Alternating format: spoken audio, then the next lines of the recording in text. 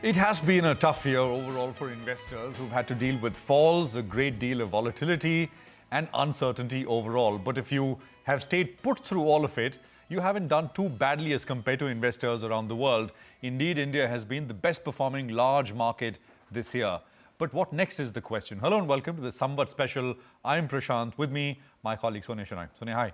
Hi, and what a Diwali it's turning out to be, right? I mean, we're celebrating Diwali properly in its entirety after what, almost 2-3 years, maybe? 2 years for sure. So it's all guns blazing, and we have two veteran investors. I think between them, they have about 70 years of experience in the markets. Let's welcome them on board. Manish Chokhani, Director of Enam Holdings, and Raamdeo Agrawal, Chairman and Co-founder of Motilal Oswal Financial Services. Gentlemen, happy Diwali to you, your families. Raamdeo ji, how are you feeling this time? Very good. I'm always fully invested, no issue in the sense that, and retail investors have kept the market alive for last 12 months. So we are kind of very large in retail. So sentiment has been very upbeat. We just had retail conference. It was stunning. The sentiment, the participation, the size. So I think I'm doing fine, and let me wish all the viewers a very happy Diwali and a prosperous new Samvat year. Manish, we were having a discussion just with Navneet Munot a while back, and he also agreed to the fact that if last Diwali, someone would have told us that by the time next Diwali comes through, we'll be down just about 5%, given a raging pandemic, decade-high inflation and slowing growth, people would have taken it with both hands. Do you feel the same? I think so. So first of all, let me also wish everyone a happy Diwali. And just to take on from what he said, if you sit back and not just about the money and the outperformance of India, just think if you were a girl in Afghanistan or in Iran, or if you were a person in Pakistan going through floods, or you were someone trying to look for petrol in Sri Lanka or in Germany, so you have a lot to be grateful about beyond the fact that we've reopened and come back. So it's not just about money, but let's just enter this year with a sense of gratitude. And then coming to your point, obviously, if you had said, oil will be $130, FII sales will be 30 billion, there will be a war in the world, we would have said, sell the market and run away. And here we are sitting with market probably, 2% up or down over the last 12 months. So, sure, a lot to be grateful about. This is a new one though, right? I mean, this kind of outperformance. Have you ever, both of you, ever seen outperformance like this in your lifetimes, Manish? No. When you said 70 years, it's 50 there and 20 years. So I was expecting something like that. It is more like 80 years. We don't want to disclose the ages, so let's say 70 years between all of us, right? That would work. Go ahead. No, so my thought is that, see, once we broke the Berlin Wall in the 1990, we've had 30 years of globalization, and the US has ruled, and interest rates have only gone down and multiples have only gone up. That regime is clearly over, and the world's breaking up. Supply chains have broken up. The world's divided into camps. You have, Russia, China, maybe Saudi on one side, and US. So all of this is getting reset, and therefore this theory that now you can just bet on a secular trend and the Fed can come and save you, I think that story is over. And it goes back, in fact, to the era we come from, where it was good old stock picking, and every time you wanted to make a macro case for India, it was bearish. And every time you wanted to make a micro case because you make money bottom up. That's really been the story. Even last year, if you look at what happened, you could have made money in Sun Pharma and Cipla and lost it in Divi's and Aurobindo. You could have made money in Mahindra and Mahindra and Eicher and lost it in Tata Motor. So it's the most hated sector was public sector. And public sector banks, public sector BL, HAL, all have done remarkably well. So your point, it's become that sort of market. So you're saying it because it is so deglobalized and things are breaking up. I mean, so that's the reason why India stands out particularly. That's one of the reasons. Yeah, so there's lots to do over here, and it has always been a stock picker's market. So this trend line where you just say you can buy a country or you can buy a sector, and this move towards ETFs and passive funds, I think is going to get severely tested now, because it was easy in a unidirectional world and a unidirectional market, and that's going to change. And as someone running an asset management business, it's great news for them, because all these guys, including Navneet, that's the time when you separate men and boys. You don't need to do anything in running a passive fund, but that time is here now. I think the big story last year was to sell IT and buy financials, right? And that worked out beautifully. Amjadji, what do you think the big story will be from this Samvat to next? think finance will continue. See, what happens is that it's like it's a cycle in the sense that in 2000 you had the one big Y2K boom when the tech actually came into forefront first time. Then people overdid, and of course at the end, whatever is good, it becomes euphoric. So that's what happened, and we saw a tech boom, and in 2000 we collapsed, and then they said let's not do tech again. So what they did, financials. So you had a global financial crisis in 2008, and then they said even finance is bad. So now let's rediscover tech. Now tech came in the form of digital online marketing and all that. In 2020 you overdid. This time not in the public market, you did in the private markets. So in private markets, but clearly around the digital and loss-making companies and all kinds of, you cannot imagine what stories they gave, and they're down by 80-90%. So I don't think the world is going to again take the liquidity out there in the next round whenever this problem of liquidity or inflation is done. Then the world will again reorient towards in next 3, 4, 5 years. I think they are going to go to the non-tech industry. Okay. Now, whether non-tech will be finance or finance plus, that one has to see. But it looks that finance is very large, I mean, bigger than even tech. So that's a good place to park yourself. And all the banks are clean. Their books have been double severely tested. I mean, pre-COVID itself it was tested, and COVID was a mother of all the tests. So there is nothing left to be written off. In fact, everybody is writing back. You were seeing all the results. So I think we have a very good. And you have to lend for 3-4 years. For finally you lend badly, you know. So you have to first start bad lending. For that, so that time that is some time away. Yeah, so that is 3-4 year cycle. My sense is that finance is the place to be just about started, and I think dirtiest finance companies also do very well. Manish, do you feel the same? And do you think it's becoming a bit of a crowded trade right now? Anyone and everyone is betting on finance. So I mean, like him, we are also very massively overweight in financials. And the risk in that is exactly what you said, that if usually consensus doesn't work. Yeah.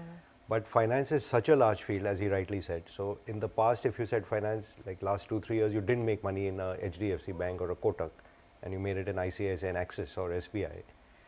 It may be, because right now everyone's so worried about HDFC Bank and the merger, it may be the biggest stock is going to give you the best return. And you know, where all of us are probably highest overweight, those may not. Those may not. So it's very possible that happens. But like I said, the theme no longer, you cannot play a sector. In a slowing world where growth will be 2%, 3%, let's take a IT example. It's not a sector which is favored by anyone really right now, and the theme is stay away from exporters and so on. But if you think of India is going to become from a $3 trillion to a $10 trillion economy, it has to be on the back of globalizers. It has to be on the back of people who will take away market share from players over there. Now, you can build a scenario, and I'm not saying today is the time to think about it, but for every Infosys or TCS which does well, there may be a Cognizant and a IBM Global which could be going decay. And the sector may not do well, but individual companies could completely burst out and outperform. So it is that sort of period. And similarly in financials, it's banks are there. In the past used to talk about insurance, which is actually underperformed. There are asset management businesses, there are market-facing businesses, which again 10 years from now, if Navneet was speaking on his way out, if you'll be a $10 trillion economy, there has to be a big couple of mutual funds, which will be of very large size. And currently they're all hated because everyone thinks the BIPs are going to keep falling and everything is going to passives and ETFs. There's money to be made. One of them is sitting right here. Yeah, and he's smiling. He's smiling. The opportunity size is large. Yeah. So you're saying one has to be discerning. Absolutely. I mean, it's not a sectoral call anymore. Yeah. I mean, across the board. I think across the board. This 30-year period of, take one bed, sit down and relax, it's gone. One signal I'll tell you, like in digital, what happened? Finally, it ended up with a good IPOs. So let's wait for a few banks to go IPO. Banking IPOs. Some banking or finance sector IPOs will happen. Once it is heated, after 3-4 years, you will find that it will be so much in demand.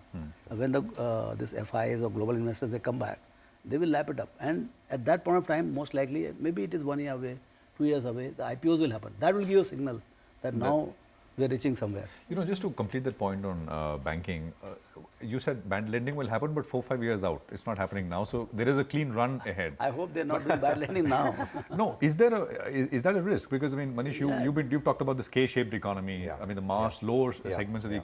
I mean, that's kind of wiped out, right? Yeah. The premium segments, the rich are doing very well. Yeah. But where is this lending happening? I mean, this very strong growth happening. It's happening, I'm assuming, at the middle or the lower end. So, are we already starting that cycle? Or do you think? I mean, what do you, both of you think? Quickly. Let him go then. Yeah, so typically the bad lending happens with the corporates, the wholesale, because retail is distributed. I mean, now there are a lot of credit agencies.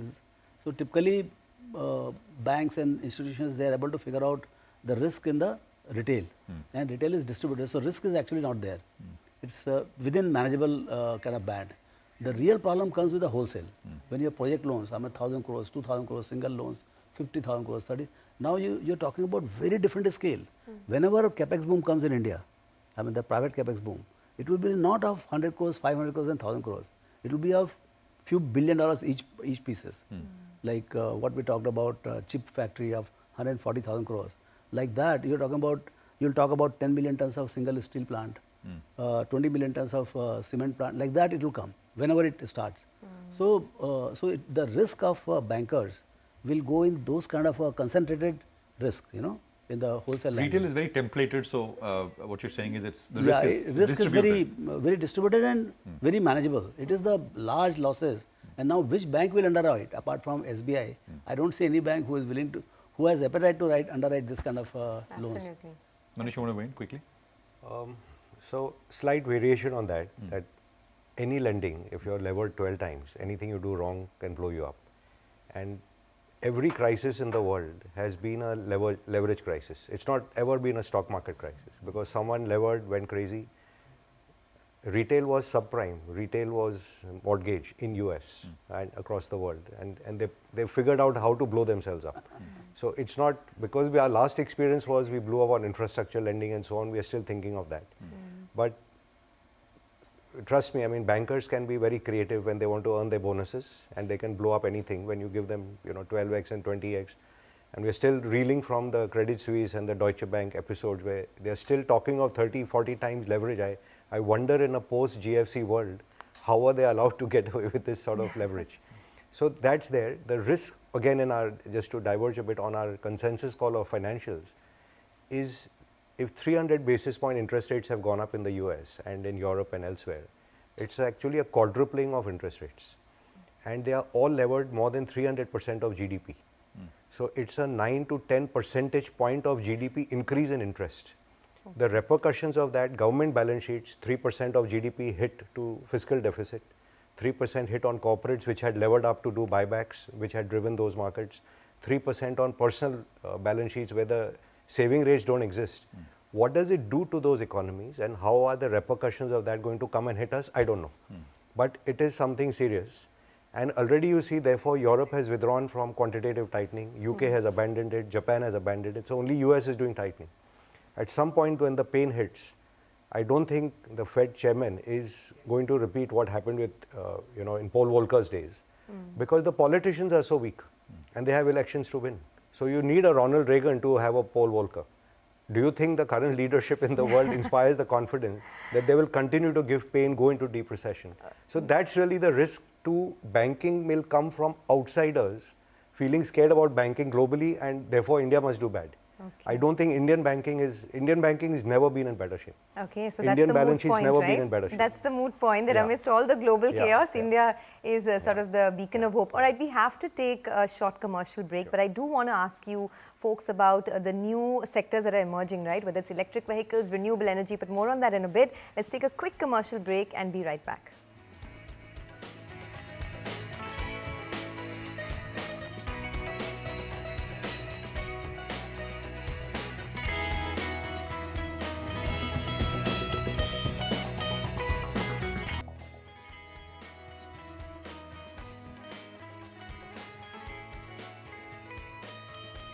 Welcome back to our Diwali special. Once again, here's wishing all our viewers and their families a very, very happy Diwali, one of the best ones that we've had in the recent past. We have been in discussion with Manish Chokhani and Raamdeo Agrawal. Raamdeo ji, I wanted to get straight to the point, what are the sectors to watch from here on? Some of the beaten down sectors are coming back into action purely because of the valuation headroom. Yes, so you tell me, which ones do you like? Yeah, so you can do your numbers, but the most headed sectors and which are of some significance is, of course, one full group is that PSU. Under PSU, what of 45, 50 companies are there. That has been kind of a big disappointment. And there again, everything is not flying. To some extent, I think defense has been their monopoly. So defenses, some of the companies are very asset light, very high ROE, consistent companies. At times, cash flows are challenged because government fiscal deficit at times extends to their balance sheet. But those stocks have run up a lot as well, right? But I think that's the theme now, in the sense that maybe it is popular right now. But other than that, say, a lot of large companies are there. They are also trading at single-digit P multiples. Coal India, ONGC, Oil India, HP, BP. Entire energy basket. And what world is going through. So what will happen, I don't know. But these are all hated companies. ESG and all is out of the window now. Coal India and ITC were big performers last year. ITC has now come back, but that's the private sector. So that's one segment. I think you have to find some large companies which are not done well because the wind is going from one direction to other, and market is trying to find within financials what are the hated ones. So hated ones are PSU banks. So they can be a good, maybe not a very long-term investing, but as a trade, you buy it less than one book. Like most of the banks are about 0.7, 0.8 books, and except SBI. SBI is a little premium. So leader of the pack is SBI. So I think, so that's a very large, so you like financials, and in that not so favored is the PSU banks. So like that, there are opportunities. Your real estate, after I think 12, 13 years, 14 years, they are coming out of the slumber.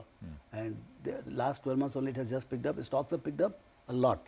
But still, like say DLF, if you call it as a very large this thing. So I remember in 2007-8, it had gone to, after listing, it had gone to about 1100-1200 rupees.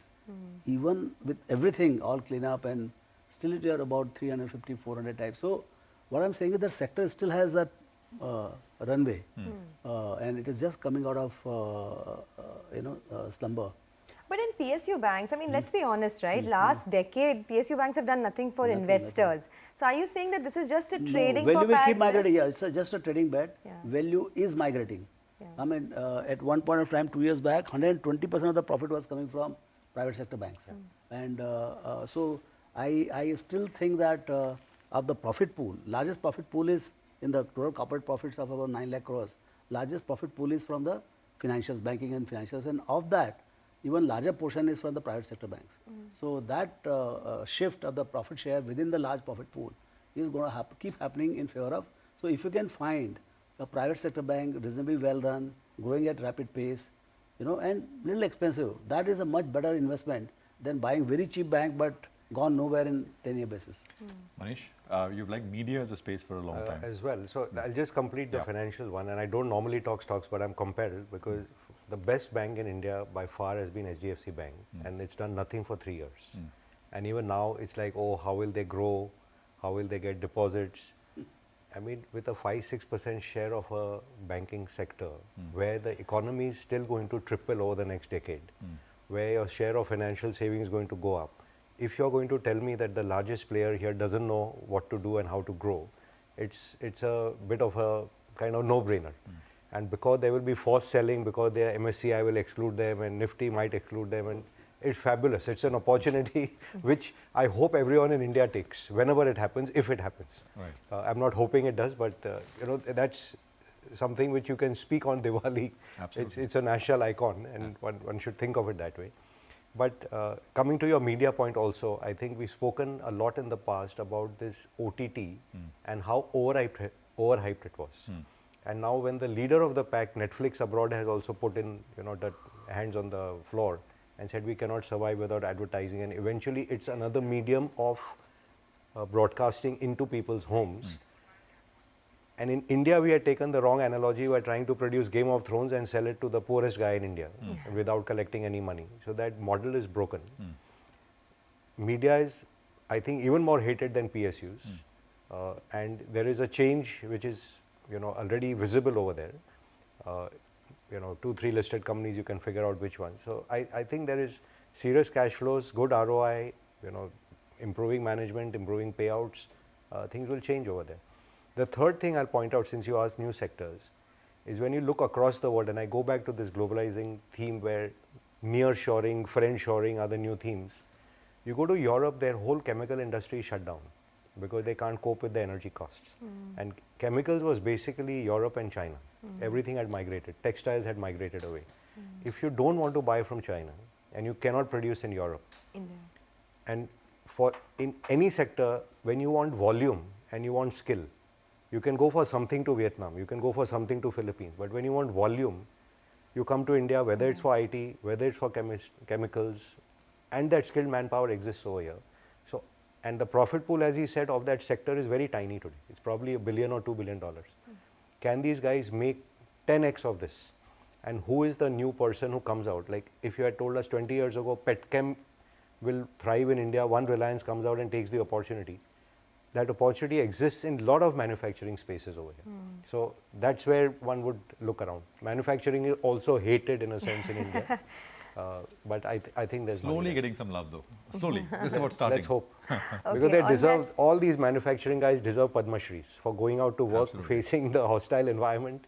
They should all be given awards every year. Actually, a manufacturer was recently telling me this is one of the toughest times to keep a business going, for business to survive in India. I don't know what's happening globally. But on that very optimistic note, thanks a lot for joining in and wishing both of you wealth, happiness, prosperity, but most importantly, health, because we've all learned that that's all you can wish for, right?